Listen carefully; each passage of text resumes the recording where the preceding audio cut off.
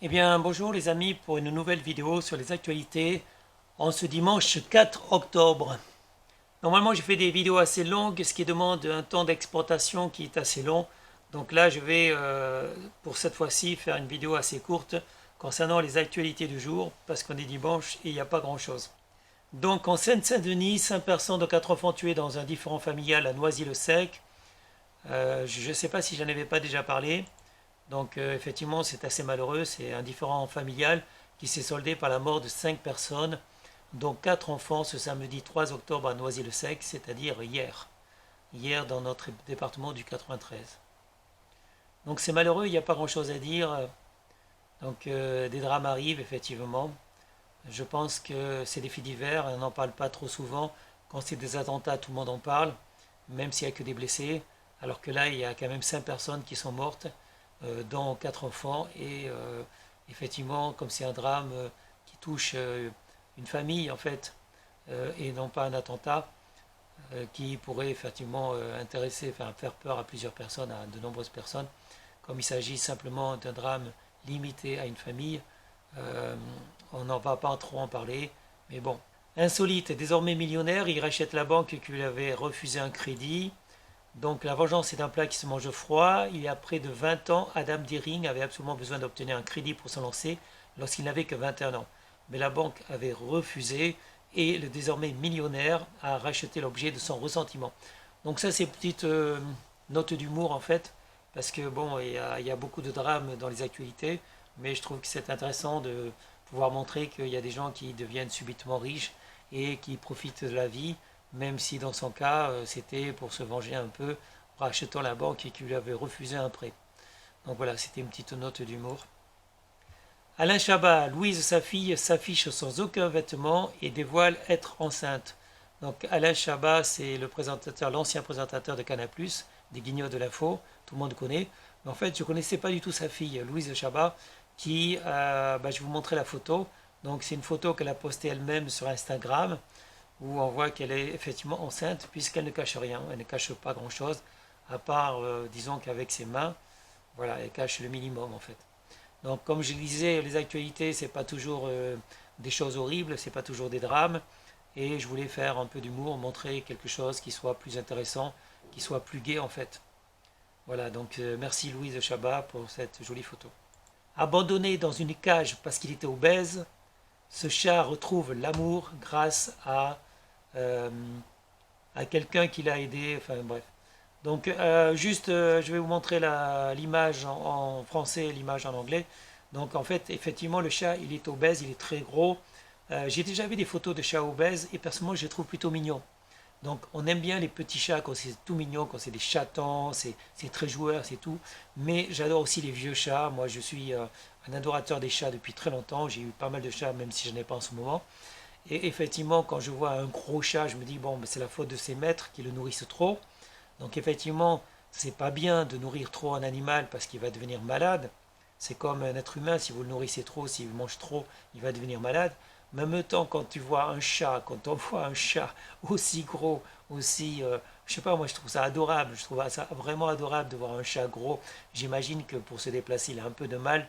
Effectivement, peut-être qu'il n'est pas très heureux d'être gros, mais en même temps, c'est trop mignon. Donc merci pour cette photo. Merci d'avoir partagé ces moments, voilà, parce que ce chat est trop mignon, même s'il est obèse.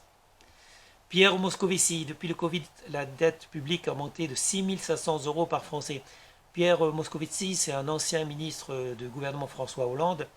Bon, j'aime toujours pas François Hollande, et je n'aime pas, enfin, je n'aimais pas plutôt les anciens ministres, les ministres de François Hollande. Donc Pierre Moscovici, c'était pas quelqu'un vraiment que j'appréciais. Mais bon, comme je dis, Valls, Manuel Valls, je veux dire, c'était aussi un ministre que j'appréciais pas. Et pourtant, je trouve que maintenant, ce qu'il dit, c'est des choses vraies. Donc j'apprécie beaucoup plus Manuel Valls maintenant qu'avant. Et Pierre Moscovici, ben, lui aussi, il dit des choses vraies. Et c'est intéressant de faire partager son point de vue et de dire effectivement qu'à cause du Covid-19 et à cause de la gestion de crise d'Emmanuel Macron, effectivement, la dette de la France est passée à quelque chose d'énorme, d'ahurissant, et de toute façon qui ne pourra jamais être payé. Enfin, je ne sais pas comment on pourra payer ça. Mais voilà, les finances de l'État, les finances de la France sont au plus bas. Et bah, merci Pierre Moscovici d'avoir signalé que la dette de chaque Français a augmenté de 6500 euros par Français. Mais de toute façon, je pense qu'on ne la paiera pas. La BCE s'apprête-t-elle plutôt à faire pleuvoir 650 milliards d'euros pour Noël? Donc j'avais déjà parlé de la BCE avec une monnaie numérique qu'elle voulait lancer. Et en fait, d'après cette actualité, ils disent que l'hystérie hygiénique revient sur le devant de la scène pendant que les médias en font leur chou gras. La Banque Centrale Européenne, la BCE, se prépare à nous noyer sous une deuxième vague de milliards. Il se murmure que Francfort va rouvrir ses vannes monétaires avant Noël. Une aubaine pour le Bitcoin. Bon, je ne sais pas si c'est une aubaine pour le Bitcoin, mais en tout cas, je ne pense pas qu'on en profitera. Quand le gouvernement annonce le déblocage, enfin la création, on va dire, de milliards d'euros, c'est jamais pour nous, c'est jamais pour les pauvres, c'est toujours pour des entreprises, c'est toujours pour des particuliers, des agences, des particuliers qui ont pignon sur rue, c'est-à-dire que des personnes qui ne sont pas dans le besoin, des associations qui ne sont pas dans le besoin non plus. Donc tous ces gens-là, ils profitent et c'est toujours les mêmes qui profitent. Donc si on regarde, si on épluche, comme je l'ai fait à un moment donné à une époque, si on épluche le compte des associations qui reçoivent de l'argent du gouvernement ou de la mairie de Paris, c'est toujours les mêmes associations qui s'en mettent plein les poches et qui croulent sous l'argent, qui ont plein d'argent, de ne pas savoir qu'en faire. Et voilà, c'est toujours les mêmes qui en profitent. Franchement, bah, tout ça n'est pas normal. En tout cas, ce n'est pas vous et moi qui n'en profiterons. On ne verra jamais la couleur de cet argent-là. Décision sanitaire, il devient quasiment impossible de remettre en question donc, la gestion du gouvernement. Seule constante, personne ne reconnaît avoir commis la moindre erreur dans la gestion des masques ou des tests. Comment se fait-il que le système de santé italien tant décrié semble mieux maîtriser la propagation du virus que notre système? Et alors qu'on demande aux Français de croire au plan de relance, personne n'assume les conséquences économiques et sociales de la gestion erratique de la pandémie. La récession économique sera probablement 2 fois plus forte en France qu'en Allemagne. Les chiffres en sont têtus. À qui la faute? La faute au gouvernement, bien sûr. C'est le gouvernement qui... D'ailleurs, plus personne ne croit actuellement, d'après un dernier sondage, plus personne ne croit aux décisions de Macron, puisque le gouvernement n'a pas cessé de mentir depuis le début de la crise, le gouvernement Macron. Et donc les Français ne font plus du tout confiance à Macron et eux-mêmes ne se remettent pas du tout en cause. On a vu donc l'ancienne porte-parole de Macron, on a vu les anciens ministres de Macron dire que c'est pas leur faute, etc. Bref, c'est jamais leur faute, c'est la faute des Français.